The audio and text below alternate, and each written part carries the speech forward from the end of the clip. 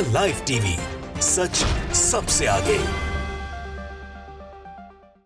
भाई, अगर पूरे देश में किसी नेता को सबसे ज़्यादा धमकी दी जा रही है पिछले कुछ सालों में, ईमेल के माध्यम से, टेलीफोन के माध्यम से, किसी भी माध्यम से, तो वो योगी आदित्यनाथ जी का नाम शायद सामने आएगा। और जब धमकी देने वाले का पता चलता है तो पूरा का पूरा मामला ऐसा लगता है कि यार ये भी कोई मामला था। और फिर बीजेपी की फजीयत भी हो चुकी है उस पूरे मामले में। बीजेपी की नहीं तो बीजेपी के नेताओं की कह लीजिए, या बीजेपी से जुड़े नेताओं की कह लीजिए, इस बार फिर से योगी आदित्यनाथ जी को मारने की धमकी दी गई है। और वो धमकी देने वाला ऐसा है जिसका नाम सुन के बीजेपी के बड़े बड़े नेताओं के होश उड़ गए। गोदी मीडिया का भी पूरा एजेंडा पंक्चर हो गया, क्योंकि धमकी देने वाला अपने आप में खुद ही बीजेपी का नेता है और उसने सार्वजनिक तौर पे अपनी खुद की आईडी से ट्वीट करके योगी आदित्यनाथ जी को धमकी दी है। और क्या कुछ कहा है वो आप सुनेंगे तो आपके होश उड़ जाएंगे। और भाजपा का समर्थक नहीं है, भाजपा का कार्यकर्ता नहीं है, बीजेपी का पदाधिकारी है, भारतीय जनता पार्टी का पदाधिकारी है। उत्तर प्रदेश की राजनीति को काफ़ी अच्छे से कवर करते हैं सचिन गुप्ता जी, पत्रकार हैं। उन्होंने लिखा है कि सीएम योगी आदित्यनाथ को 5 दिन में बम से उड़ाने की धमकी देने वाला अनिरुद्ध पांडे प्रयागराज से गिरफ्तार। अनिरुद्ध एक्स के बायो में खुद को भाजपा बीजेवाईएम यानी भारतीय जनता युवा मोर्चा मंडल अध्यक्ष भी बताता है। इससे पहले भी कुछ ऐसा हुआ था जब एक जुबैर नाम के अकाउंट से धमकी दी गई थी योगी जी को, और 2-3 लोग उसमें और शामिल थे। जब बाद में पता चला तो उनके नाम कुछ और थे और वो जुबैर का नाम झूठा इस्तेमाल कर रहे थे एक तिवारी जी के कहने पे। फिर सबके सब फरार हो गए थे। उसके ऊपर हम बाद में आएंगे, पहले अनिरुद्ध के ऊपर आते हैं। ये अनिरुद्ध पांडे की प्रोफाइल है ट्विटर की, और अनिरुद्ध पांडे का मोबाइल नंबर छुपा दिया गया है और मैं भी दिखाना नहीं चाहता। अनिरुद्ध पांडे के बाद नीचे लिखा पूर्व छात्र नेता, पूर्व सहमंत्री एबीवीपी, पूर्व प्रांत एबीवीपी जो है छात्र इकाई है बीजेपी की, पूर्व प्रांत कार्यकारिणी सदस्य एबीवीपी, भारतीय जनता पार्टी मंडल अध्यक्ष बीजेवाईएम, गंगानगर प्रयागराज। वकील साहब हैं ये। उन्होंने ट्वीट किया है कि उत्तर प्रदेश मुख्यमंत्री श्री योगी आदित्यनाथ को 5 दिन के अंदर बम से उड़ा दूंगा। यूपी पुलिस को टैग किया है, कमिश्नर प्रयागराज को टैग किया है, एडीजी जोन प्रयागराज को टैग किया है, डीएम प्रयागराज को टैग किया है, आज तक को टैग किया है, रिपब्लिक भारत को किया है, एबीपी न्यूज़ को किया है, एबीपी लाइव को किया है, न्यूज़ इंडिया 24/7 और अमर उजाला न्यूज़ को भी टैग किया है। नीचे इन्होंने फिर लिखा है कि उत्तर प्रदेश के मुख्यमंत्री श्री योगी आदित्यनाथ को 5 दिन के अंदर बम से उड़ा दूंगा। अब आप खुद सोचिए कि भारतीय जनता पार्टी की इसे मैं अंतरकला कहूँ, या बीजेपी के नेताओं का पागलपन कहूँ, या भारतीय जनता पार्टी के दिवालिये का ये आगाज़ कहूँ।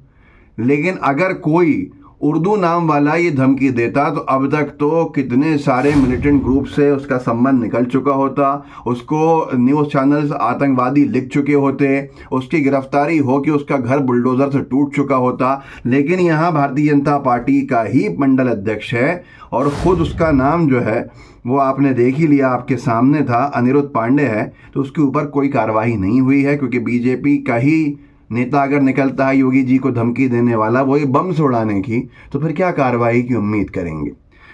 अब ये एबीपी न्यूज़ ने इसको लिखा है कि 5 दिन के अंदर बम से उड़ा दूंगा। सीएम योगी को मिली धमकी, सरकारी अमले में मचा हड़कंप। अभी तक नाम नहीं मालूम था, अभी तक यहाँ इस पर तो नाम मालूम था, तो उर्दू नाम वाला नहीं था, तो कहीं पहले पैराग्राफ में या हेडिंग में नहीं है। अगर यही नाम आप सोचिए उर्दू नाम वाला होता तो कहाँ लिखा होता, हेडलाइन में होता या पहली लाइन में होता। इससे पहले भी हो चुका है उत्तर प्रदेश में, बड़ा हंगामा खड़ा हुआ था जब राम मंदिर की प्राण प्रतिष्ठा का कार्यक्रम हुआ था। हेडलाइंस छपी थी, आज तक में छपा था कि श्री राम मंदिर और सीएम योगी आदित्यनाथ को बम से उड़ाने की धमकी। ईमेल में लिखा, क्या लिखा, ये आगे लिखा था। सनसनीखेज मामला सामने आया है। धमकी भरा ये ईमेल भारतीय किसान मंच के राष्ट्रीय अध्यक्ष देवेंद्र तिवारी, बड़ा फर्जी आदमी निकला बाद में, देवेंद्र तिवारी को भेजा गया है। इसमें उनको भी जान से मारने की धमकी दी गई है। इसके बाद 5 दिन के बाद ही उनको से उसको हो गए थे। आरोपी ने खुद को आईएसआई से जुड़ा हुआ बताया है और ये भी लिखा इसने, देवेंद्र तिवारी ही मास्टरमाइंड निकला था बाद में, जो फरार हो गया था। आगे लिखा था आज तक ने उस वक्त कि इस संबंध में देवेंद्र तिवारी ने अपने एक्स हैंडल से एक पोस्ट किया था जिसमें उन्होंने लिखा है, आज दिनांक 27 दिसंबर को दोपहर 2:07 पर उत्तर प्रदेश के मुख्यमंत्री माननीय योगी आदित्यनाथ जी, एसटीएफ के चीफ श्री अमिताभ यश जी और मुझे फिर से जुबैर खान नामक व्यक्ति द्वारा जान से मारने का ईमेल प्राप्त हुआ है। इसको लेकर मैं इस खबर के साथ प्राप्त हुई ईमेल की फोटोकॉपी और तमाम चीज़ें डाल रहे थे कि बकवास सुनने का समय ना आपके पास होगा ना मेरे पास होगा। इसके बाद साहब अपडेट आता है, इस केस में गिरफ्तारी होती है। आज तक लिखता है, राम मंदिर और सीएम योगी को बम से उड़ाने की धमकी देने के मामले में चौंकाने वाला खुलासा, 2 आरोपी गिरफ्तार, मास्टरमाइंड फरार। जो देवेंद्र तिवारी ये लिख रहा था कि जुबैर खान ने मुझे, योगी जी को और एसटीएफ के चीफ को श्री अमिताभ यश जो हैं उनको धमकी दी है जान से मारने की और मैं शहीद हो जाऊंगा, ये होऊंगा वो होऊंगा। उसने सुरक्षा पाने के लिए, बड़ा नेता बनने के लिए ये सब ढोंग रचा था। मास्टरमाइंड ही वो देवेंद्र तिवारी निकला। उन्होंने आगे लिखा कि मास्टरमाइंड देवेंद्र तिवारी ने दावा किया था कि उसे धमकी भरा ईमेल, मैंने क्या कहा था, उन्होंने से उसको हो गया ये, उसे धमकी भरा ईमेल भेजने वाले ने खुद को पाकिस्तानी खुफिया एजेंसी आईएसआई एजेंट बताया था। इस ईमेल के बाद पुलिस और अन्य जांच एजेंसियां हरकत में आ गई। मामले में अब 2 आरोपी गिरफ्तार किए गए हैं और इन आरोपियों के जो नाम थे वही सबसे ज़्यादा चौंकाने वाले थे।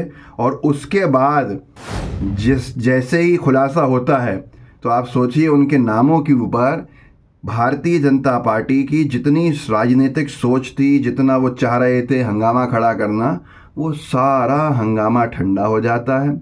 लोग खामोश हो जाते हैं, गोदी मीडिया को सांप सूंघ जाता है। क्यों सूंघ जाता है वो सुन लीजिए, क्योंकि उनके नाम ही ऐसे थे। देवेंद्र तिवारी मास्टरमाइंड निकला था और दोनों जो लोग थे उनके नाम जो थे वो चौंकाने वाले इसलिए थे क्योंकि ये लिखा, आरोपियों की पहचान गोंडा निवासी ताहर सिंह और ओम प्रकाश मिश्रा के रूप में हुई। दोनों को बुधवार शाम को लखनऊ से गिरफ्तार किया गया है। उनसे पूछताछ में चौंकाने वाला खुलासा हुआ है। दरअसल कुछ दिन पहले भारतीय किसान मंच एवं भारतीय गौ सेवा परिषद एनजीओ के अध्यक्ष देवेंद्र तिवारी को ईमेल के जरिए कथित तौर पर ये देवेंद्र तिवारी ने दावा किया था, जो आपको मालूम ही है। उसके बाद जो उन्होंने कहा, आरोपियों के कबूलनामे के अनुसार देवेंद्र तिवारी ने खुद ही ये साजिश रची थी। देवेंद्र ने सुरक्षा पाने और बड़ा नेता बनने के लिए अपने ही कर्मचारियों से खुद को धमकी भरा ईमेल कराया था, जिसमें ताहर सिंह और ओम प्रकाश मिश्रा को गिरफ्तार किया गया। मुख्य साजिशकर्ता फिलहाल देवेंद्र की तलाश जारी है। अब आप खुद सोच लीजिए कि कितनी गिरी हुई मानसिकता से कुछ लोग ऐसी हरकतें करते हैं और जब बेनकाब होते हैं तो वही गोदी मीडिया जो जुबैर कर रही थी बहुत कुछ नहीं बोलती है क्योंकि एजेंडे में फिट नहीं हो रहा। एक बार फिर से अब तो बीजेपी के मंडल अध्यक्ष जी ने धमकी दी है। अब वो आके कहेंगे कि उनका ट्विटर जो था वो हैक हो गया था, इसलिए वो इसके लिए जिम्मेदार नहीं है, उन्हें छोड़ भी दिया जाएगा।